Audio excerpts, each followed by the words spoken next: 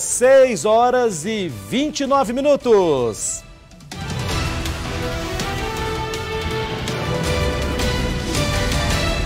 Tudo bem? Boa noite para a senhora, para o senhor que está em casa em todo o estado de Minas Gerais. Richard, meu queridão, boa noite para você, toda a galera do Suíte, todo mundo da produção aí. A gente vai seguindo aqui, trazendo informação para a senhora e para o senhor nessa sexta-feira Santa. Já vamos trazer aqui, olha, Sexta-feira Santa a gente fala sempre, eu falei hoje no Balanço Geral, e a gente está falando sempre a questão do Covid-19 e tal, só que é o seguinte, as pessoas têm que ficar em casa, mas a bandidagem não está ficando em casa não, e as coisas vão acontecendo, então você tem que ficar bem informado. Já traz para mim aqui, por gentileza, você vai trazer uma foto aqui, é o seguinte, preste bem atenção, esse aqui é o Vando Giovanni Pereira Soares dos Reis. Vando Giovanni Pereira Soares dos Reis, ele tinha 23 anos, ele morreu eletrocutado em Montes Claros, no norte de Minas. Segundo a Polícia Militar, o Vando morreu, sabe por quê, gente? Um rapaz jovem, né?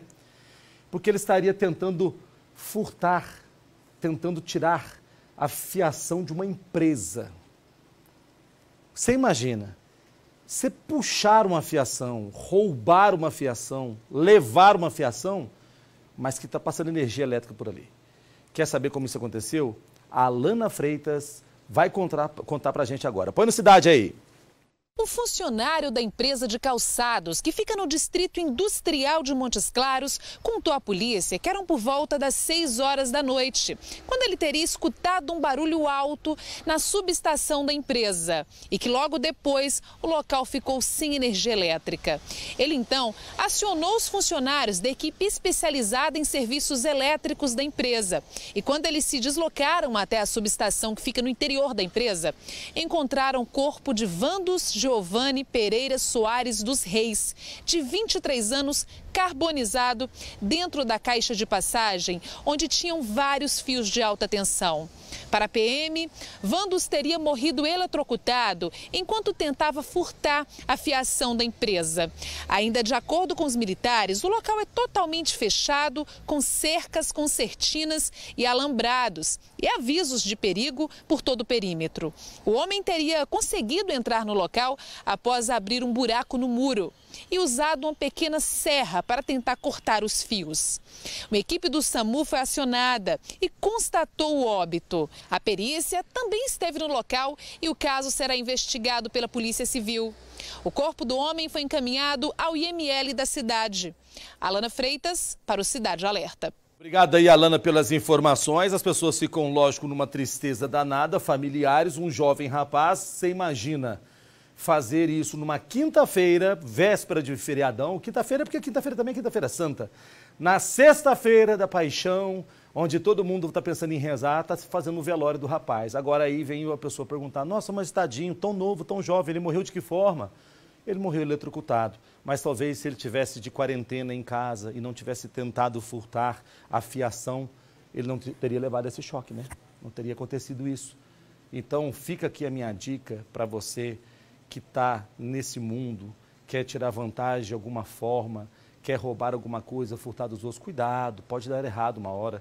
Eu falo isso muito para quando a pessoa vai cometer algum tipo de crime onde possa ter um policial ali, a paisana, né? Infelizmente, nossos sentimentos aí, a família, um rapaz tão jovem, morrendo dessa forma, você imagina, eletrocutado, e aí a família, né, se preparando para um final de semana cheio para ficar em casa, mas um feriadão, uma sexta-feira santa, um sábado de aleluia, um domingo de Páscoa, para ficar em reunião com a família, vai faltar um na família, infelizmente.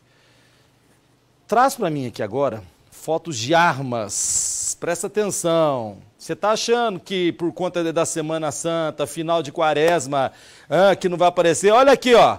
Desde arma boa de pistola até garrucha velha, meu amigo. Olha só, gente, essas armas aí, munição, foram apreendidas no bairro Olavo Costa, em Juiz de Fora, na Zona da Mata. A Polícia Militar estava cumprindo o mandado de busca e apreensão, expedido contra um homem de 32 anos.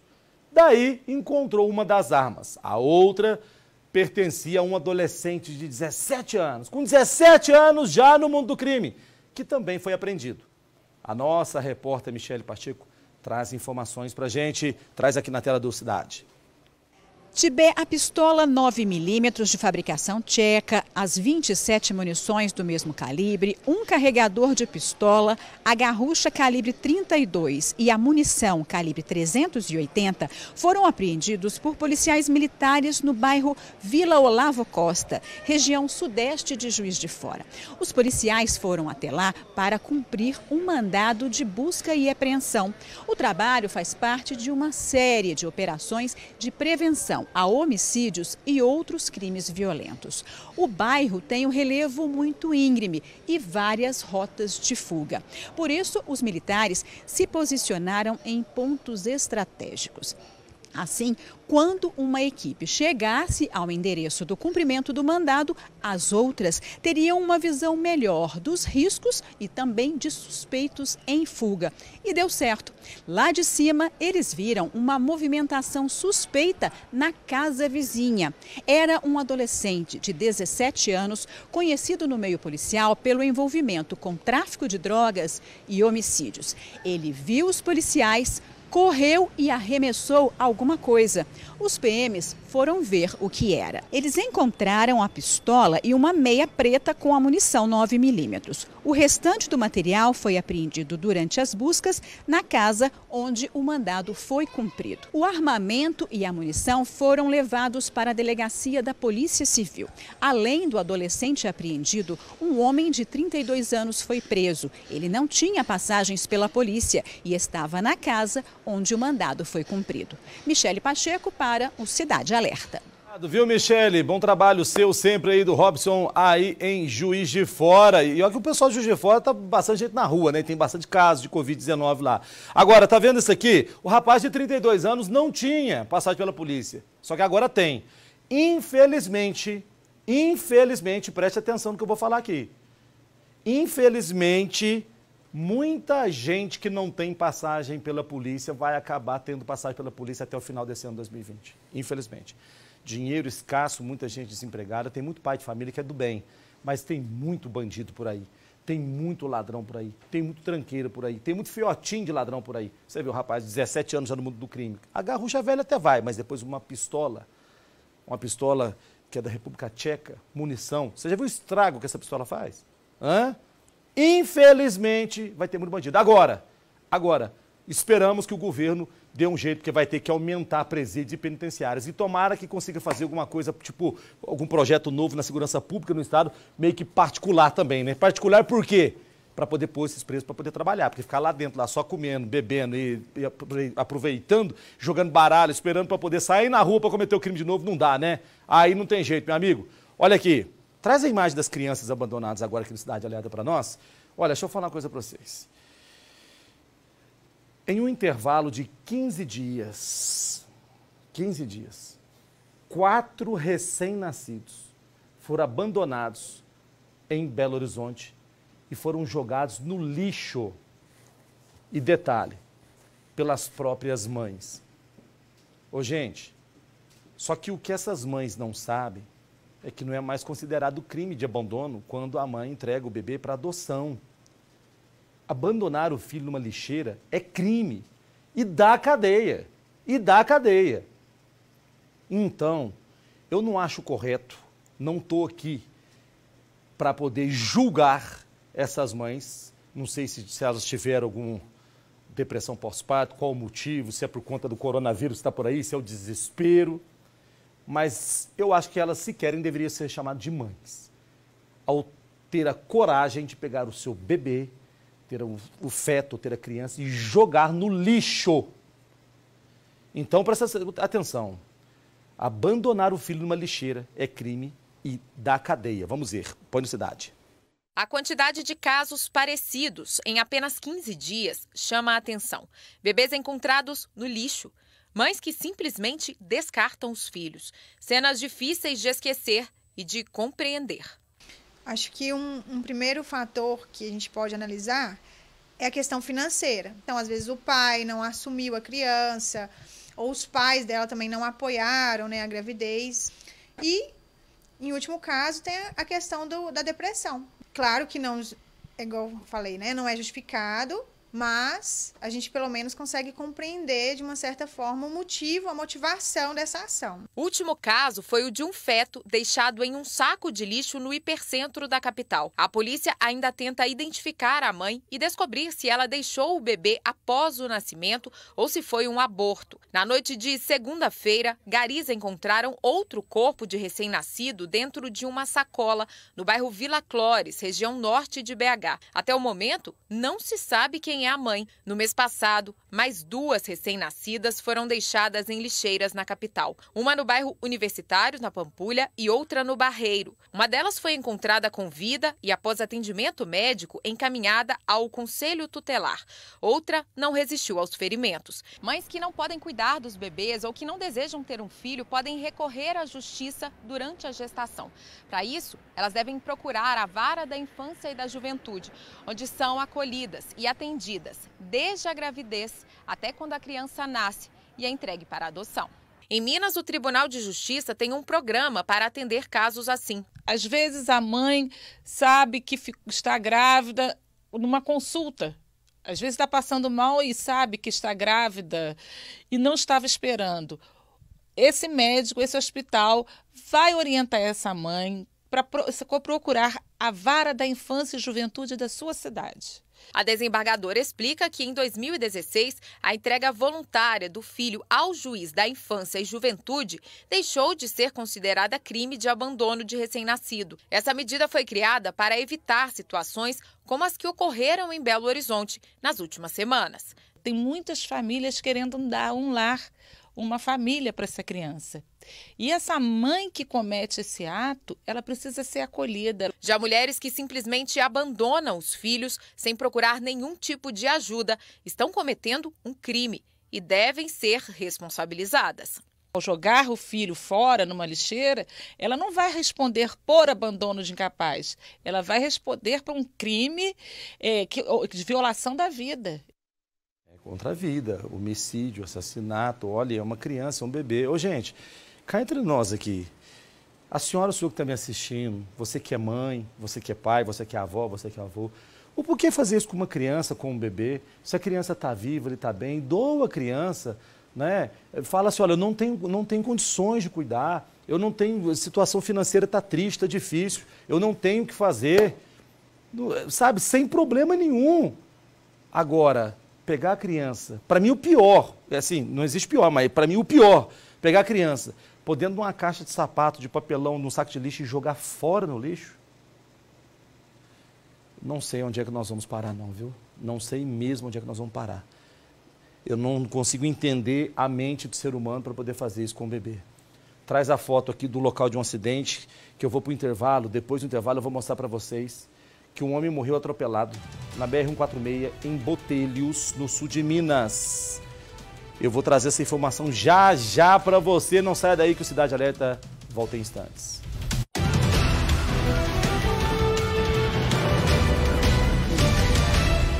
Já de volta aqui no nosso Cidade Alerta, 18h44, 6h44, sexta-feira, santa, feriado. Olha, as coisas não param de aparecer, infelizmente, né? Traz aqui de novo a foto desse acidente. Olha só, isso aqui é uma avenida, né? Uma rodovia para a cidade, ao fundo, a cidade de Botelhos, no sul de Minas. Como você pode ver, à frente da viatura da Polícia Rodoviária Federal está a viatura da Polícia Militar e logo à frente uma placa e logo à frente está lá, como diria o jornalista esportivo, o corpo estendido no chão. Lá na frente você consegue ver o corpo caído, coberto com um lençol branco lá, né? Gente, é o seguinte, esse trecho da BR-146, lá em Botelhos, pois é, a vítima é o senhor Gimauro Silvano, de 55 anos. Segundo a Polícia Rodoviária Federal, tudo indica que o Gimauro estava andando no meio da rodovia, quando foi atingido por um carro. No meio da rodovia. Agora o porquê ninguém sabe. Traz para mim aqui no Cidade. Segundo a Polícia Rodoviária Federal, o homem de 33 anos seguia de carro de Muzambinho para Campestre, quando próximo ao trevo do distrito de Palmiral, bateu em um senhor que andava pela pista. A vítima, identificada como Gimauro Silvano, de 55 anos, foi arremessada a vários metros do local do acidente. Gimauro não resistiu aos ferimentos e morreu na hora. Com o impacto, o carro ficou com a frente destruída. Ainda segundo os policiais, o motorista do carro fez o teste do bafômetro, que deu negativo. O corpo de Gimauro foi sepultado ontem à tarde no cemitério municipal de Botelhos. Alana Freitas, para o Cidade Alerta. Obrigado mais uma vez, Alana, pela informação. Cidade de Botelhos, no sul de Minas, uma cidade pequena, aconchegante, gostosa, viu? Já fui lá na cidade de Botelhos 2 vezes. Agora eu vou falar uma coisa para você. Ninguém da família, ninguém sabe também o que pode ter acontecido. Infelizmente, mais uma pessoa que morre atropelada, um senhor. E segundo a informação do motorista, ele estaria no meio da rodovia, como você vê nessa imagem. Agora, fica a minha pergunta. O motorista do carro, com certeza, não queria atropelar. Você viu como é que ficou o carro? A senhora que está em casa aí deve ter visto como é que ficou o carro. Arrebentou, macetou a frente do carro, ainda estourou parte do vidro, tamanha pancada. Agora, pode ser que o senhor Gimauro estaria querendo atravessar a rodovia, né? Pode ser que ele achou que andando no meio da rodovia, se passasse um carro, poderia estar passando pela lateral, mas, infelizmente, não deu tempo pela velocidade, que a gente vê que é uma via de maior velocidade. Infelizmente. Traz agora a foto de um revólver aqui para mim, calibre 38. Cadê? Vamos ver aqui. É o seguinte, vou explicar para você. Este revólver calibre 38 que foi encontrado com 2 homens que invadiram uma casa. Tem não? A foto não? É o 38ão. 38ão. Eles invadiram uma casa em Uberlândia, no Triângulo Mineiro. Aí o suspeito é isso, essa casa aqui. Ah lá, pode deixar aí, eles invadiram a casa. Acontece o seguinte, eles estavam com 38ão. E, olha, os suspeitos e mais 3 comparsas renderam 7 moradores. As vítimas, gente, estavam na varanda da casa. Tá todo mundo de quarentena, a família inteira, 7 pessoas dentro da casa. Só que o portão estava aberto. Quem vai imaginar que vai chegar bandido na casa, já que você não aguenta ficar em casa além de quarentena, ficar trancado dentro de casa, né? Foi quando os criminosos chegaram e anunciaram o assalto. Traz para mim aqui no Cidade, vamos ver. Dentro do imóvel, 5 adultos e as 2 crianças viveram momentos de pavor, como conta a dona da casa. Eles chegaram, um armado, encapuzado e com outro comparsa. O armado já foi mostrando o revólver, falando que se tratava de um assalto, que era para a gente pegar e vir para o fundo, para dentro. Colocaram a gente no quarto, todo mundo no quarto, e sempre falando para a gente não olhar para o rosto deles e perguntando se a gente estava com o celular. A vendedora de 39 anos está bastante assustada e contou que a todo momento pensou que a situação fosse fugir do controle e se transformar em uma tragédia. O meu filho começou a chorar, minha neta começou a chorar e a gente sem poder fazer nada.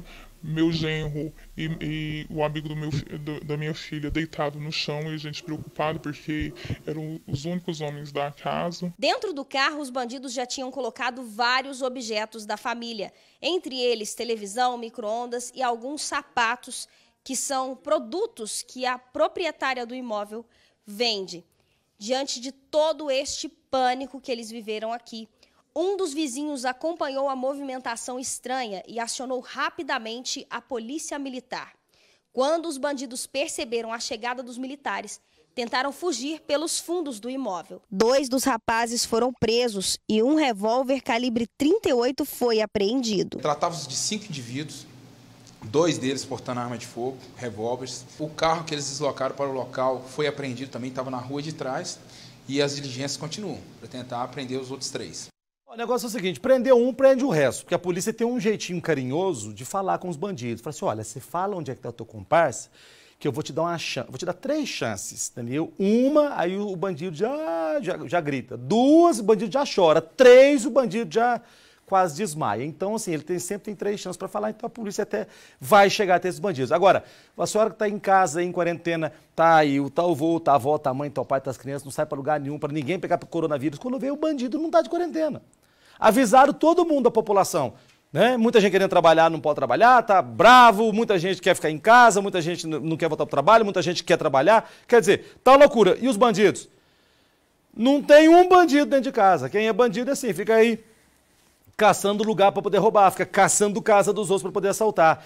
Só que os bandidos esqueceram de uma coisa. Em período de pandemia, coronavírus, Covid-19, quarentena, isolamento social, a polícia também está na rua, viu?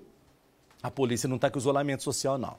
Então, bandidagem, se vocês querem ficar no isolamento social aí, fica tranquilo, que lá na cadeia dá para ficar juntinho, um pertinho do outro, tá? Tomara que não pegue coronavírus na rua para não ter que levar lá para dentro do presídio, porque senão também o bicho pega lá.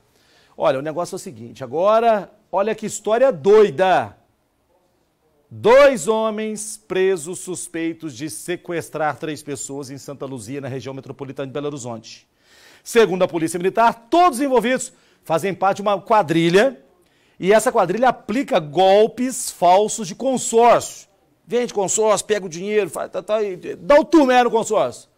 Só que aí, por causa de um desentendimento, líderes do grupo invadiram a casa de um funcionário e espancaram o homem. Falaram assim, você fez negócio do consórcio errado com nós, dá. Aqui não, Zé Pequeno. E aí, meu amigo, espancaram o homem. Quer ver? Põe na cidade aí. A Polícia Militar recebeu uma denúncia de que um homem havia sido sequestrado.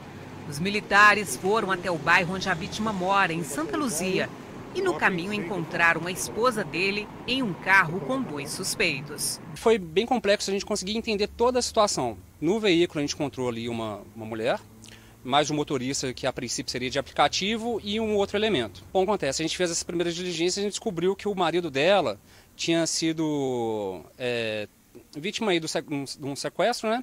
E deslocado para o bairro Recanto Lago Azul. Os PMs foram até o local e encontraram o homem que tinha sido espancado. A vítima, quando a gente pegou ela, estava toda agredida, cheia de hematomas, orelha machucada e sangrando. Segundo a Polícia Militar, a vítima é ex-funcionário da organização criminosa suspeita de vender carta de crédito de consórcio falsa.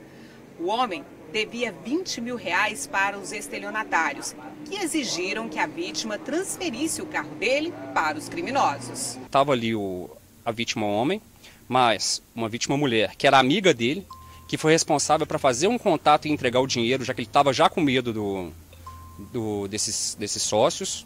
E a esposa, qual que era a participação da esposa? A esposa ficou de em casa buscar os documentos para consumar a transferência do bem. Todos se conheciam, eram 5 sócios de uma empresa que já era especializada em dias anteriores, tinha sido presa, tinha sido aqui envolvida com um golpe de estelionato. Esses golpistas eles estavam vendo em cartas de crédito de consórcio aí falsas. E essa vítima, qual que é a participação dela? A primeira vítima é um homem, que são 3 vítimas, um homem e 2 mulheres. O homem ele era funcionário dessa empresa. Ele teve algum atrito com esses funcionários, ele acabou criando uma dívida com os donos da empresa. Pode ser que essa vítima também esteja envolvida com os crimes outrora divulgados, que é os crimes de estelionato, no caso. A polícia conseguiu prender 2 homens. O suposto motorista de aplicativo que trabalhava para a organização criminosa e um dos sócios. E as investigações continuam. Os 4 sócios suspeitos de estelionato e agora de extorsão mediante sequestro serão investigados. É aquele negócio aí, agora vai investigar. Eu assisti um filme uma vez que foi isso aí, não sei se era da época do Carandiru, alguma coisa assim, que a bandidagem brigava, tretavam com o outro lá assim, quando vê, porque um desconfiou que o outro tá roubando, quando vê vai lá, acaba todo mundo se matando a si próprio, todo mundo acabou morrendo. Então é o seguinte, pelo menos foi entre eles ali, né? Só que o problema não foi só agressão. O problema foi também o sequestro de outras pessoas, que você vai ver pessoas que não tem nada a ver com a situação, né? Pessoa que não tem nada, não faz parte. Um é funcionário do bando. E o esquema deles qual que é? Eles praticam sequestro? Não. O esquema deles é outro. O esquema deles é dar o golpe do falso consórcio para poder pegar dinheiro da galera.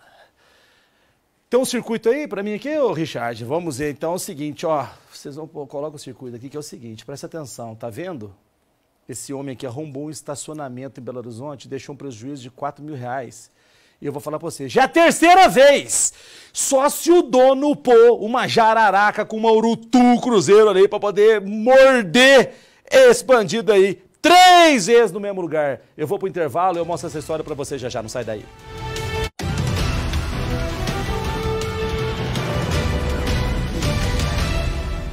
Já de volta aqui no Cidade Alerta, 6 horas e 57 minutinhos.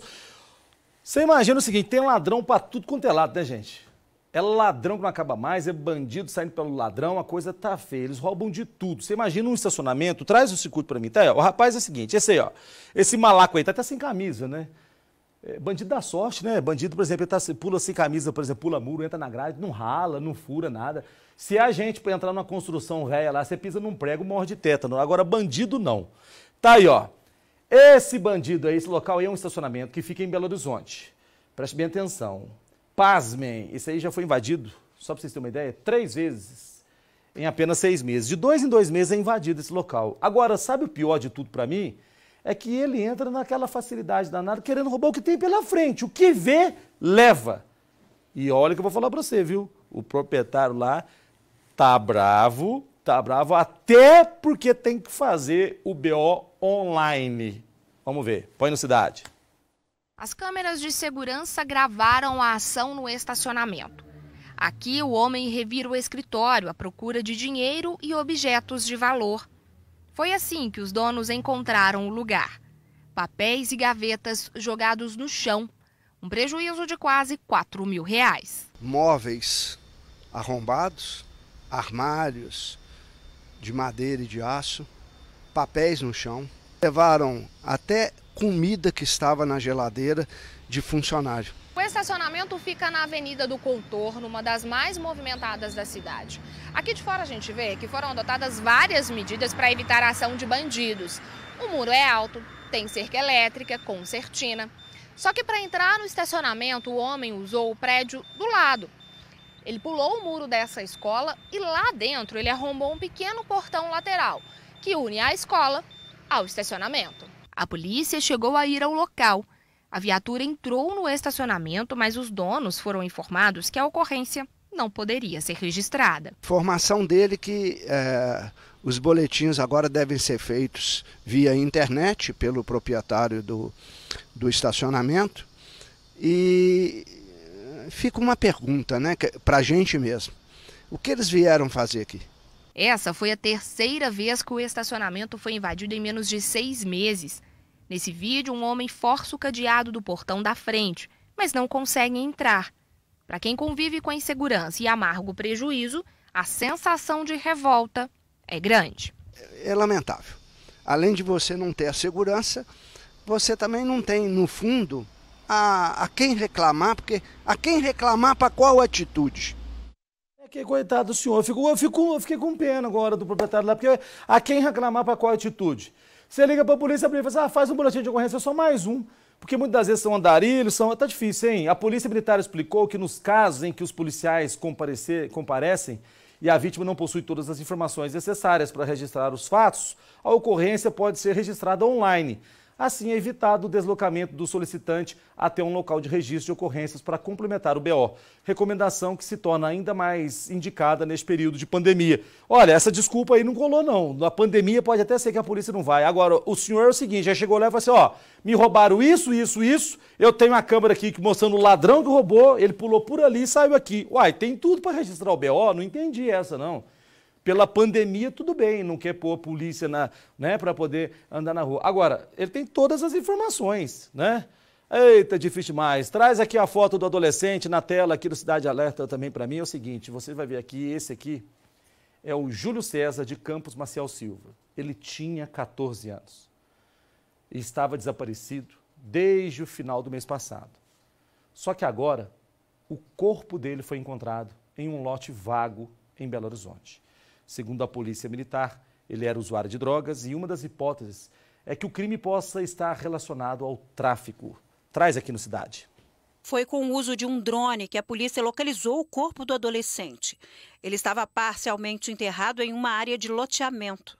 Nós contamos com a ajuda da mãe do menor, que deu a localização exata do encontro da bicicleta, e a gente contou com a ajuda de um drone para localizar o local exato do corpo.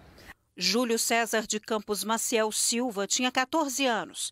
Ele estava desaparecido desde o dia 28 de março, quando saiu de casa para encontrar um amigo. Dona Ruth não se conforma com a morte trágica do filho. Essa crueldade, eles não podiam ter feito isso comigo, não. Eu quero justiça. Que essa dor também, eles não podiam ter feito isso comigo, não. Júlio César era usuário de drogas. Poucos dias antes de desaparecer, ele havia deixado uma clínica de recuperação por onde ficou internado por 9 meses para tratar o vício. A família acredita que o crime possa estar relacionado com o tráfico. Não foi possível identificar a causa da morte por causa do estado avançado de decomposição do corpo. A polícia já está colhendo alguns depoimentos. As investigações serão perpetradas no intuito de elucidar a autoria e a materialidade do crime, se é que foi um crime mesmo. Ao que tudo indica, foi um crime. Um jovem, tão novo, tão pequeno, 14 anos. Um jovem saindo de ser criança, se torna adolescente, indo para uma juventude, mas o envolvimento com o mundo das drogas, infelizmente, está aí. O corpo foi encontrado, estava desaparecido já há alguns dias, desde o fim do mês passado, e a tristeza para a família, alívio por conseguir sepultá-lo. E tristeza demais por não encontrá-lo com vida. Agora traz aí as imagens do material apreendido para mim, por gentileza. Tudo que vocês vão ver aqui estava com um homem de 38 anos que já tem diversas passagens por tráfico de drogas. Ele foi preso de novo e pelo mesmo crime. Está acostumado, né? Essa apreensão foi na capital mineira. De acordo com a polícia, o suspeito e um comparsa foram alvo de uma denúncia anônima. Ele tá bem animadinho, que ele falou assim, não, já eu tô na rua de novo. Quer ver? Põe na cidade aí.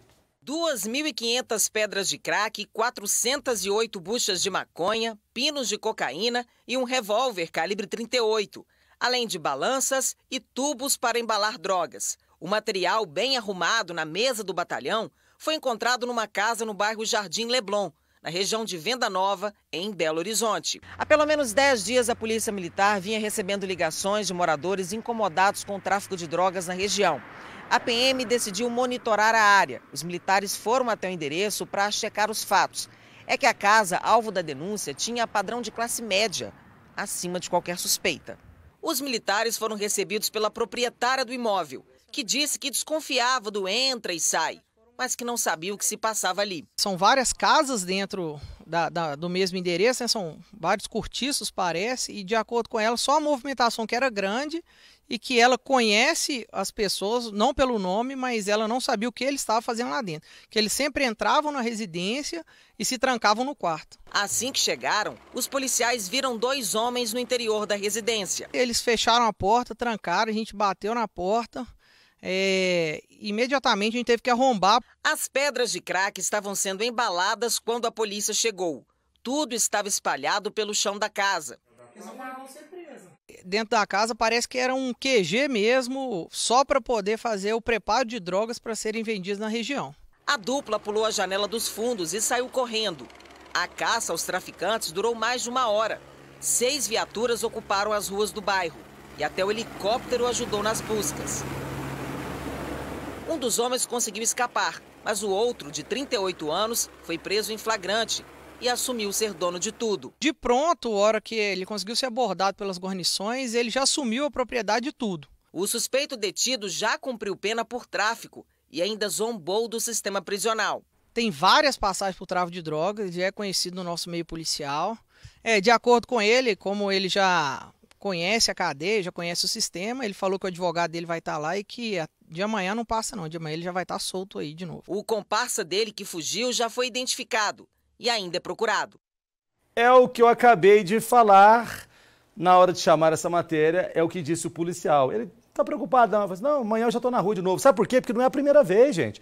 Agora, o policial falou uma coisa muito boa ali, prejuízo. Prejuízo pro mundo do tráfico, porque se a quantidade de droga aí, alguém vai tomar prejuízo. Se é tudo dele, o prejuízo é dele. Mas se ele pegou isso com outra pessoa e tem que pagar o traficante, meu amigo, ó, tá no prejuízo, hein? Como diz o povo lá de Cruzília, cidade lá do meu pai, abraço pessoal de Cruzília, ele tá no sal, prejuízo total. Olha, agora a gente vai falar de uma situação preocupante. Deixa eu explicar uma coisa para vocês, que tá me assistindo, se tiver criança me assistindo também. tem criança, jovem, adolescente? Então presta atenção, vocês estão assistindo Cidade Alerta com o papai e a mamãe em casa, né? O aumento no número de trotes ao Corpo de Bombeiros lá em Juiz de Fora. Neste período, e isso vale para todo o estado de Minas Gerais, nesse período de isolamento social, tem muita gente em casa. Aí as ligações falsas aumentaram em 50%. Ô, gente, isso torna um perigo para quem realmente precisa de ajuda. Segundo os bombeiros, crianças e adolescentes são os que mais fazem esse tipo de ligação. Gente, não faça isso, porque quando você liga e é trote, sabe o que vai acontecer? Na hora que uma pessoa precisa realmente de uma viatura do bombeiro, não tem. Vamos ver na reportagem da Michele Pacheco. Traz aqui no Cidade. Caminhão dos bombeiros segue em direção ao bairro Jardim Natal, na zona norte de Juiz de Fora, sem saber se vai encontrar uma situação crítica ou se é mais um trote. Dessa vez, a informação era verdadeira. A casa estava mesmo pegando fogo. Os vizinhos perceberam a fumaça e correram, bateram na porta, mas ninguém atendeu. Um homem chegou a arrombar uma janela e viu que realmente havia muito fogo espalhado. Os bombeiros chegaram rápido e a tempo conseguiram controlar a situação. Não havia ninguém na casa. A ação rápida dos bombeiros evitou que as chamas se espalhassem e atingissem outro cômodo além do quarto. Quando a ocorrência entra via 93, a gente não sabe da gravidade. Então, dependendo da gravidade, a gente precisa empenhar mais equipes. O problema é que nem sempre os chamados são verdadeiros. Isso porque o trote tem aumentado na cidade. Em março, os bombeiros de Juiz de Fora registraram 682 trotes, 247 a mais do que em fevereiro. Com as aulas suspensas e com o isolamento social por causa da Covid-19, a situação se agravou ainda mais. Infelizmente, nesse período agora da quarentena, a gente teve um aumento em 50% dos casos de ligação trote e o número aumentou muito, possivelmente por as pessoas estarem mais em casa, né? Crianças e adolescentes que são normalmente os principais agentes, né, desse tipo de ação. Então a gente pede aí aos pais que prestem mais atenção, fiquem mais atentos aos seus filhos. O Centro de Operações registrou no mês passado uma média de 20 trotes por dia, uma prática perigosa e que pode custar caro aos cofres públicos. Uma estimativa do Corpo de Bombeiros feita em 2018 revelou que o prejuízo com deslocamento de equipes para os falsos chamados varia de R$200 a R$6.000, dependendo do número de militares e viaturas empenhadas para a ocorrência. Bom, com certeza o trote ele compromete muito a capacidade de resposta do Corpo de Bombeiros, né? Se a gente tiver alguma viatura deslocando para um local onde não há necessidade do atendimento, possivelmente outra pessoa que precisa vai ficar sem assistência. O Código Penal prevê punição para quem perturba o serviço telefônico de emergência. De acordo com o artigo 266 do Código Penal brasileiro, prevê a pena de 1 a 3 anos, além de multa, por perturbação do serviço telefônico de emergência. Aí você é criança, aí você é adolescente e fala assim, mas eu não vou ser preso. Mas você já viu a molação de você ter que ir lá para a delegacia, junto com o pai, junto com a mãe, porque por falta do que fazer, pega o telefone ou o celular e liga, passando no trote, que sirva para Juiz de Fora, aí na Zona da Mata, para todas as cidades aí da região, para o sul de Minas, sudoeste de Minas, para o Campo das Vertentes, para o norte de Minas. Gente, já que está em casa, já que todo mundo hoje tem um WhatsApp, sabe o que você faz? Você não tem um WhatsApp? Você não tem um grupo aí para poder conversar? Conversa com a sua família, brinca num joguinho aí no celular. Agora, pegar o celular, olha só, aumentou 50% para poder ligar para os bombeiros, para poder passar trote. Aí sabe o que vai acontecer? Aí o seu pai, a sua mãe, a sua avó tem um infarto, precisa desesperadamente chamar, não tiver, mas aí o senhor tiver, aí nós vamos chamar o SAMU. Tá, mas e se quem estiver mais próximo é o bombeiro? E se um parente seu está de carro, acontece um acidente? Quem é que tem o desencarcerador lá? Quem é que tem o equipamento que abre lá o certo para poder tirar a pessoa lá? Quem é o super-herói que atende o telefone? É o 193. Viu? Tempo de coronavírus. A gente não sabe se a pessoa está em casa, aí está quase butuando, quase morrendo. Aí você pega o celular e fica passando trote, fazendo gracinha. Estou precisando daqui. A ambulância sai de lá, aí vai a viatura do bombeiro, sai de lá. Além de estar gastando combustível, eles estão lá para trabalhar, eles estão no plantão para isso, mas não para atender trote. E o principal que vale para você que está me assistindo aí, preste bem atenção na hora de passar um trote, o principal, dá de 1 a 3 anos de cadeia. Para quem é adulto, principalmente, tá? quem é criança e adolescente, o responsável é o pai, o responsável é a mãe. Então, por gentileza, não se esqueça disso. Se você é menor de idade, está fazendo gracinha de ligar para poder passar trote, vai dar errado. A polícia vai te pegar. Não adianta achar que você não está com o número identificado, não. Aí o pessoal dos bombeiros, todo mundo trabalhando, ali são pais de família, mães de família, que estão ali de máscara, estão usando álcool em gel, lavando a mão com água e sabão nesse período de Covid-19, pandemia mundial. Ainda tem uns sem o que fazer, que pega o telefone para poder passar trote para o bombeiro, para poder passar trote também, por exemplo, para o SAMU ou para a polícia. Aí vai ser pego mesmo, né? Meu Deus do céu. Gente, é o seguinte, nós vamos ficando por aqui com o Cidade Alerta. Eu estive hoje também no Balanço Geral. Muito obrigado pelo carinho, audiência de sempre. Uma feliz Páscoa para todo mundo. Que Deus abençoe o lar de vocês, viu? Todo mundo, vamos aproveitar esse final de semana aí, vamos ficar em casa.